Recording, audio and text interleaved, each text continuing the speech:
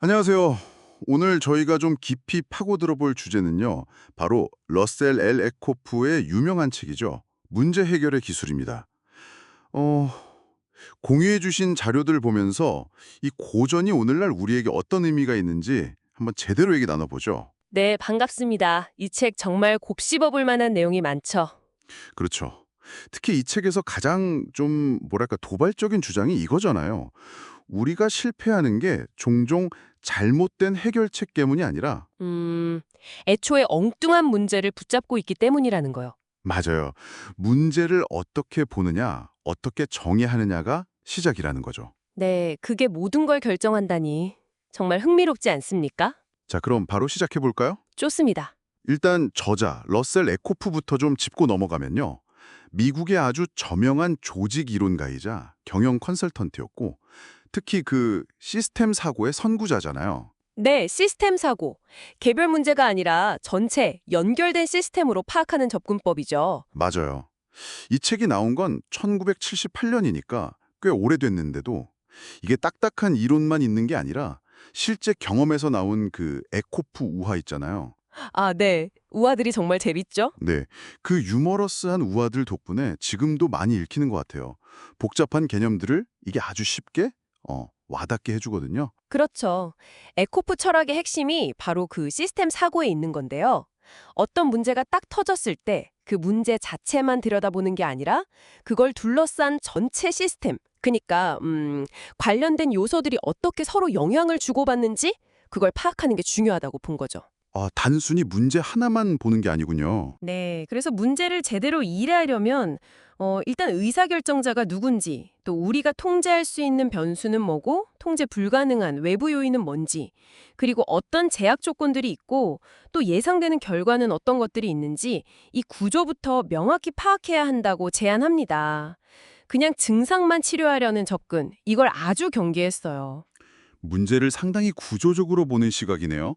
그리고 문제를 다루는 방식도 네 가지로 나눈 게 또 흥미롭던데요. 아, 네 가지 방식이요. 네. 그냥 뭐 무시하고 덮어두는 거 있잖아요. 묵살, 네, 묵살. absolution. 그리고 예전에 효과 봤던 방법 그냥 또 쓰는 거, 해결, resolution.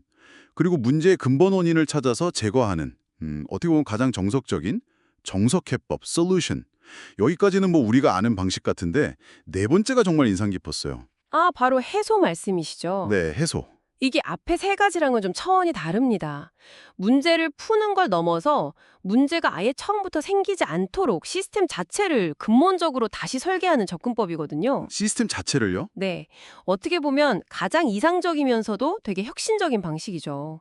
예를 들면 교통체증 문제 해결한다고 도로 넓히는 건 솔루션에 가깝다면 아예 원격 근무를 확 눌려서 출퇴근 필요성 자체를 줄여버리는 건 디솔루션, 즉 해소에 가까운 거죠. 와, 문제 자체를 그냥 녹여 없앤다 이런 느낌이네요.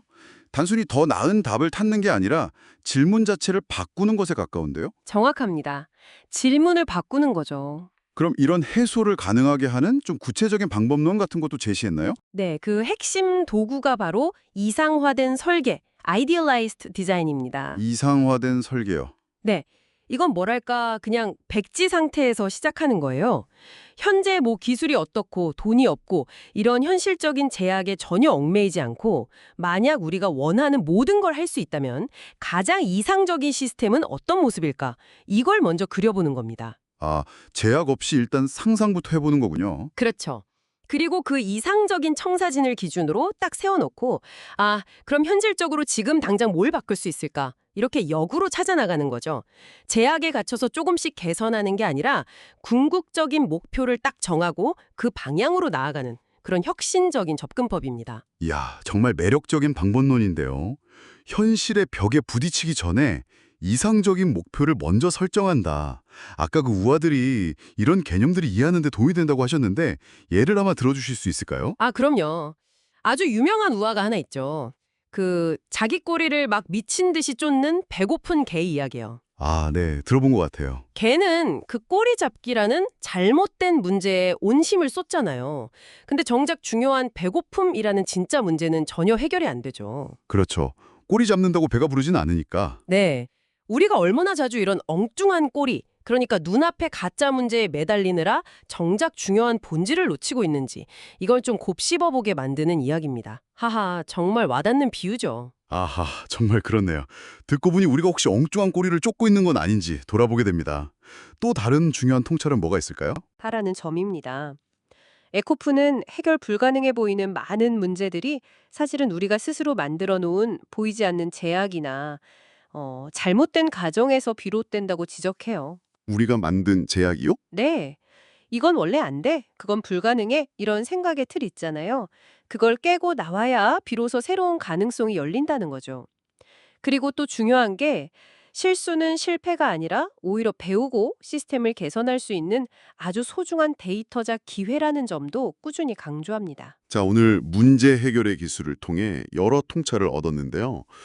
좀 정리를 해보면 문제 해결이라는 게 단순히 정답을 찾는 어떤 기술적인 작업이라기보다는 문제를 어떻게 바라보고 또 어떻게 재정의할 것인가, 그리고 개별 현상이 아니라 전체 시스템 속에서 해법을 찾으려는 뭐랄까 좀 창의적인 예술에 가깝다는 생각이 들어요. 결국 핵심은 정말 관점의 전환이네요. 맞습니다. 특히 요즘처럼 모든 게 막 복잡하게 얽혀 돌아가는 시대는 더욱 그렇죠. 당장의 문제를 그냥 땜질하는 식의 단기 처방보다는 한 발짝 물러서서 근본적인 시스템 변화를 생각해 보도록 아주 강력한 영감을 줍니다. 네, 정말 그런 것 같아요. 물론 뭐 1970년대에 쓰인 책이니까 일부 개념이 약간 추상적이거나 혹은 좀 시대적인 간극이 느껴준다, 이런 비판도 있을 수는 있어요.